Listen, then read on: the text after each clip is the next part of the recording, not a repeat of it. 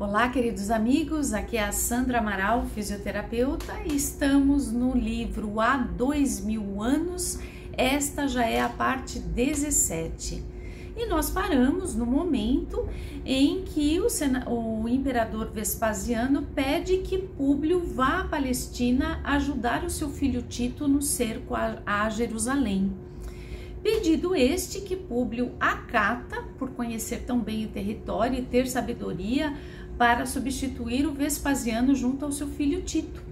E chegando lá, por conhecer bem o território, por conhecer bem os judeus, ele vai fazendo incursões cada vez mais para dentro do território palestino, onde os judeus estão no Levante.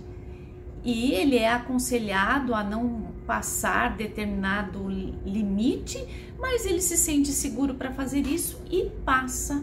Numa destas incursões, ele é capturado pela resistência judaica agressiva e faminta por sangue, e eles são levados ao poste de suplício. E quando eles chegam ali para serem torturados, amarrados no poste, quem era o chefe da resistência judaica no território inimigo? Quem era? André de Gioras, o sequestrador do filho dele, e que já tinha se vingado, mas... E veja, André já tinha se vingado sequestrando o filho do senador. O próprio filho dele já tinha sido bem tratado, tinha sido liberto, já tinha enriquecido, já tinha voltado para ajudar o pai. Ele podia amenizar um pouco, mas observem vocês que a vingança, ela é um poço sem fundo, assim como a avidez, assim como a ganância. Esses sentimentos, eles são um poço sem fundo. A pessoa começa a se perder neles e quer cada vez mais daquilo. Então, André, quando viu que era o pai do Marcos, o garotinho que ele sequestrou, ele falou: nossa, agora eu vou me vingar para valer. E Públio reconheceu também André de Gioras, e ele então é levado ao poste de suplício e começa ali os espancamentos. Públio foi capturado junto com outro senador amigo seu, Crasso. Então os dois são torturados, e André de Gioras, para aterrorizar Públio Lentulus, ele manda friamente com que um soldado tire o coração de Crasso ainda vivo. Impressionante, né, minha gente? Ele não aprendeu nada com a vida, né? Ele fez o que ele quis com o filho do senador, que nós vamos ver qual foi o destino dele. E o próprio filho dele estava bem, estava melhor do que o filho do senador, mas ele queria continuar se vingando. Então, ele manda que tire o coração de Crasso, e Públio fica lívido, mas fica firme ali, e ele manda chamar um servo seu de nome Ítalo. Não era soldado, era um servo, e manda que esse servo venha com um bastão, com uma brasa viva, uma chama viva em brasas, para cegar os olhos do senador. Então ele queria primeiro que o senador visse o amigo morrer cruelmente, e depois ele seria cegado. Então, quando vem o servo Ítalo, que ele olha para Públio e Públio olha para ele, Públio sente uma afinidade imensa com aquele rapaz humilde, e aquele rapaz, ele começou a tremer porque ele não queria fazer aquilo. E aquilo, há uma hesitação naquele momento, até que André violentamente se interpõe entre os dois e ameaça espancar Ítalo, se Ítalo se Ítalo não cumprir rapidamente a ordem de cegar Públio.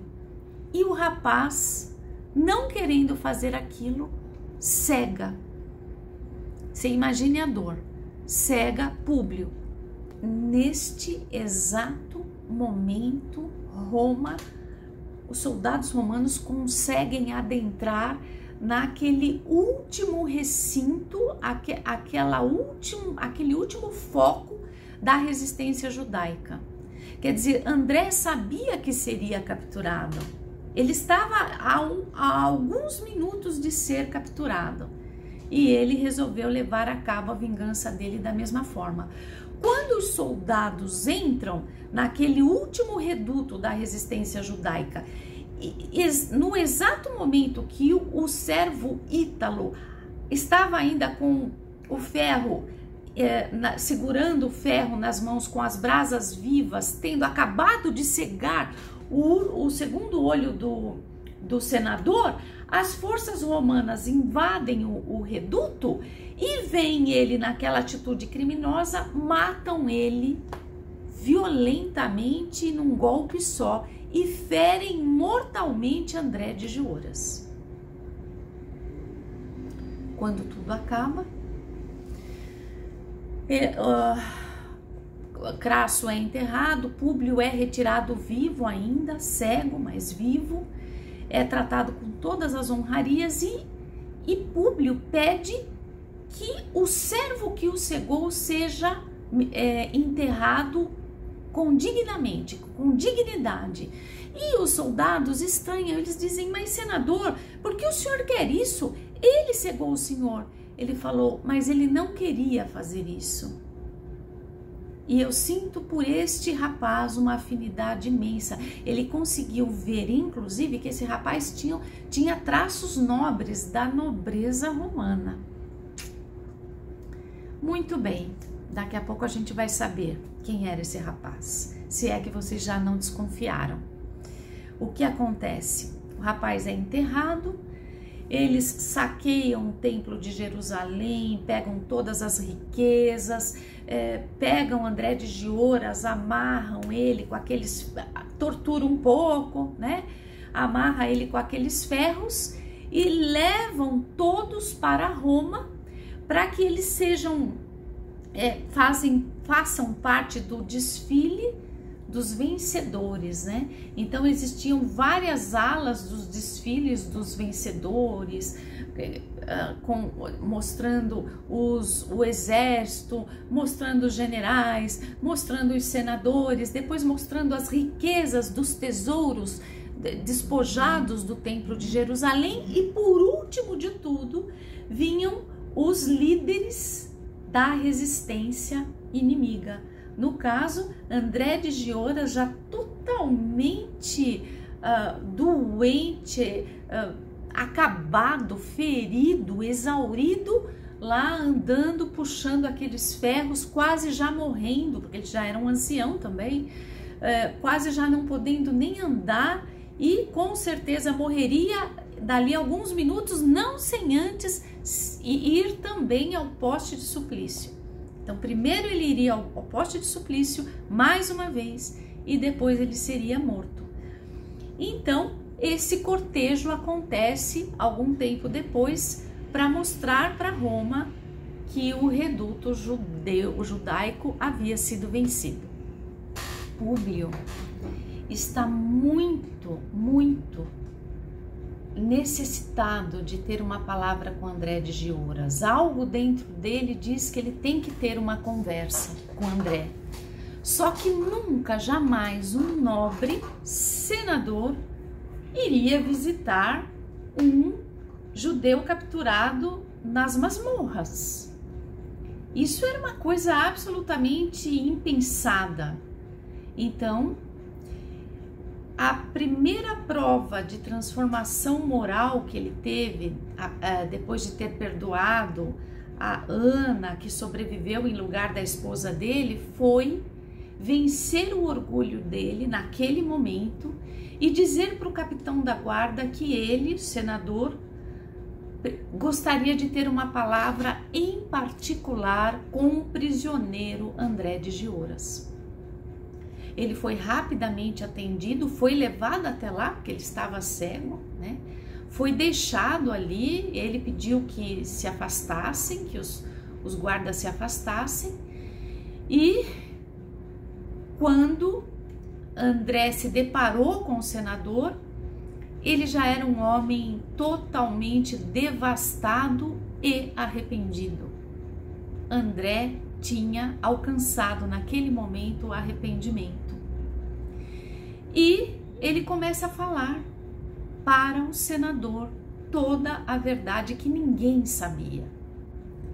Ele diz que ele se sentia muito arrependido e que, se fosse possível Públio perdoá-lo, ele conseguiria comparecer diante de Jeová com um pouco mais de honra do que se ele não tivesse o perdão. Porque ele conta que o servo Ítalo que cegou Públio era nada mais, ninguém menos do que o seu próprio filho Marcos, sequestrado ainda em bebê, e que ele tinha mantido no campo com trabalhos forçados e humilhações ao longo de toda uma vida. Então ele se vingou sequestrando, ele se vingou humilhando o garoto. Não satisfeito, ele se vingou fazendo o filho matar o próprio pai. Correção, cegando o próprio pai. A vingança é um saco sem fundo, né, minha gente? E ele vai contando isso e o Públio vai se emocionando, uma lágrima cai dos olhos cegos dele e André então fala: olha, o meu próprio filho Saul, que foi mais bem tratado do que o seu, foi morto também aí, não se sabe por quem, e jogado aí nas ruas de Roma, não é? Então nós dois somos pais desventurados, só que eu fiz a sua desventura, né? Falando para Públio. E sabe o que acontece?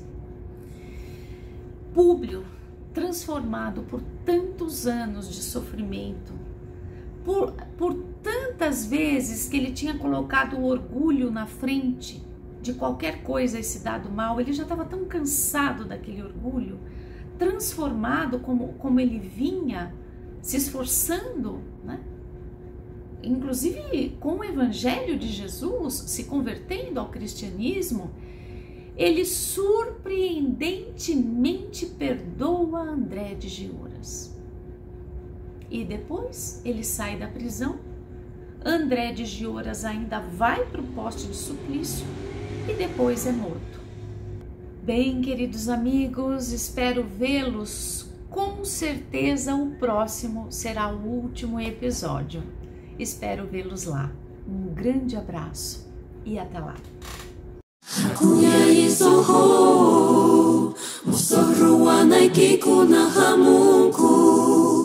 Johan